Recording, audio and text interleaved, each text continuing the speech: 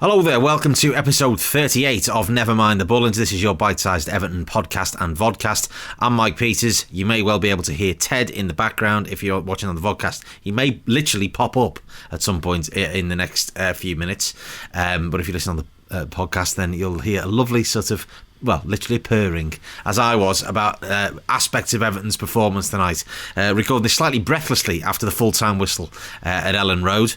But before we get to tonight, which is what the game that I was hoping that last week's game against Leicester would be from a neutral's point of view, but nonetheless a fantastic advert for the Premier League. We know what Leeds are like, and you know they played the way we expected them to play and the way they've played all season. Beelzebub. We'll get to that in a minute, but let's deal with the week in chronological order. So off the back of Saturday, of course, Carlo came and he did dig out the players, and rightly so, and only really confirmed what all of us who watched the game on Saturday knew anyway. And it's the first time that he's had to do that this season, I think, really, other than possibly the Southampton game where we were really, really off it.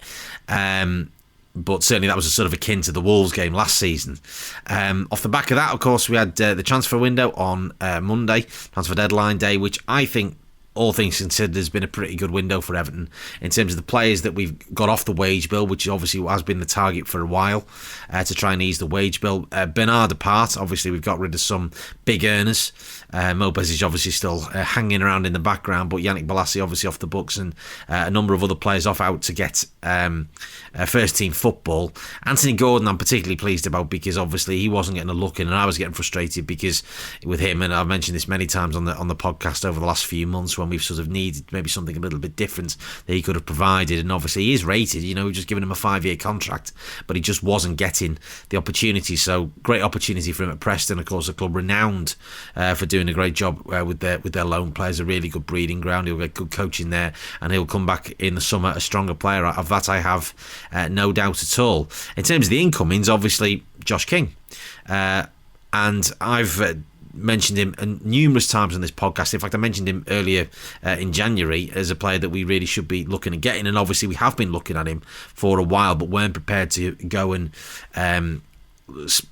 spend over the odds to get him, which is a great sort of change of sort of tack from Everton, who've been spending over the odds for the last few years, and we've realised that we can't do that anymore. We've got to be much more fiscally responsible, and it's great to see that we've sort of bided our time, and now when we need him, we've now got him in the squad.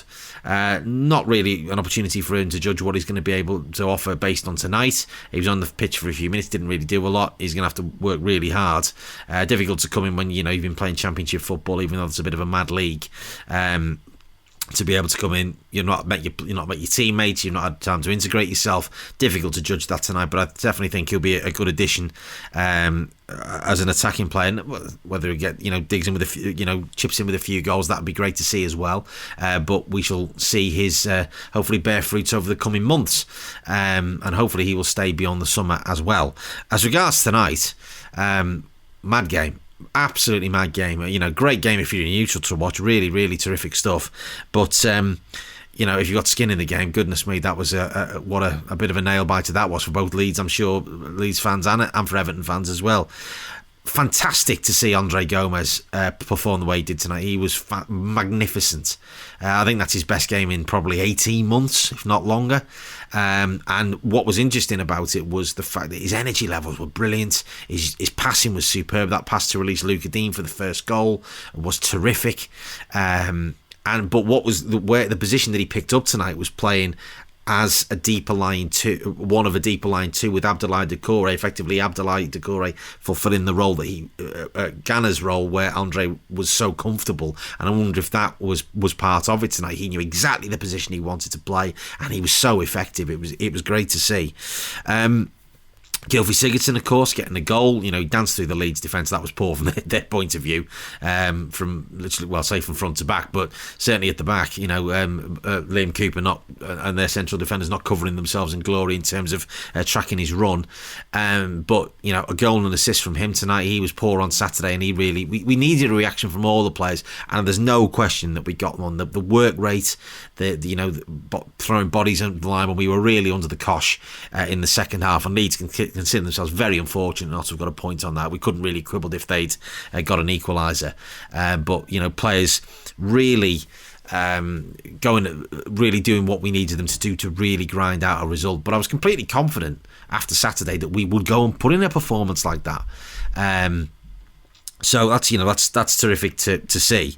Got to mention Ben Godfrey again because he was magnificent. Was given man of the match in commentary by Leon Osman, and he was absolutely superb. And great to see him playing at centre half, and really calms the nerves when you've got Yerry Mina next to him. My brother texted me about 5 minutes from full time and said, "Yerry gives me kittens." I'm sure he gives the rest of us, the need to a drinking problem. I shouldn't wonder, because he is liable to that, isn't he? I thought he was pretty good tonight. Brought the ball out from the back really, really well. Released players, but he is prone to a moment, isn't he? Let's say Yerry Mina. Ted's clearly not happy with my analysis after the game there, so he's disappeared. The cat's gone now, so it's just me for the next few minutes. Anyway, Dominic Calvert-Lewin, great to see him get back amongst the goals. Obviously, he's had a bit of a goal drought in the Premier League, but nonetheless, his all-round game has been consistently high. His standards have been excellent. His work rate, we know that how good that is, and he's just not been getting the service really. Over the last few games, and it's lovely to see him get literally right back amongst it with a classic Dom Calvert-Lewin goal in terms of this season, in the 6-yard box, nipping in the back post. But he did have a big chance to win the game, seal it, and he'll be disappointed with that. I'm sure he'll be the first, practicing his shooting and his one-on-ones in training over the course of the next few days. Got to mention Robin Olsen as well, came in, made a couple of fantastic saves, particularly that sort of triple save. Sort of after about an hour, which when we were really, really under the caution, they looked like they were going to get that equaliser, like it was only a matter of time. Particularly that third save, he saved, I think, from Rafinha at the post, who tried to smash it back in, and it's just the speed of his reactions to get up twice to make those 3 big saves. So that's terrific. Must mention Mason Holgate. Mason Holgate has been well off it this season compared to the standards that he set himself last season, and to a season before when we were not in the greatest of shakes. He's not been on it, and he was not on it tonight, and there's clearly frustration in him about the standards that performances that he's putting in, and he knows he's not attaining the levels that he can attain. Ditto Richarlison, you can see the slumped shoulders when he was taken off. I thought he was better tonight. He ran at players well. Obviously, Leeds are going to give you that time and space, but he's not being as effective as we know he can be. And those players obviously they're just a little bit out of it. Just need to ease off themselves a little bit in terms of what they are expecting from themselves. It's great that they have those standards, and I have no doubt that those standards are being instilled on them on a daily basis at Finch Farm. But we know they're quality players. They've demonstrated that now over a number of seasons. So we know that they'll come good. But Mason Holgate was a little bit of a liability for that. But, the old adage of how do you play yourself out of bad form as a footballer?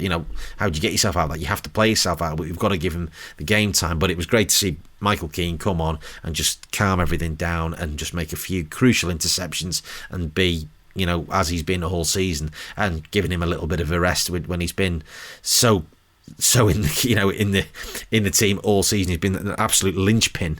No problem. He needs to be rotated out at times, and obviously with a couple of games coming up against Man United on Saturday, and then the cup tie against Tottenham next week. It was the game probably. And we've got enough cover defensively. That is one area of the field where we are pretty well covered, that we can give him that time. We had to respond. We've climbed back up to 6th. Looking at the games, we're a few points off the teams above us. We're right with a couple of games in hand as well. So it's all to play for. Massive game at Man United on Saturday. And again, said this is a big 2 weeks. We've performed really well in a difficult away game. Won 4 away games on the spin for the first time in 35 years. Second win at Leeds since Tutankhamun was a lad. So we've got to carry that performance level on and go to United, where I know they won obviously easily against Southampton last night, as I record this, but we can certainly take the game to them. There's no question, and we owe them one after the performance and the game at Goodison in October. So until Sunday, when I shall record episode 39 of this podcast, come on you Blues.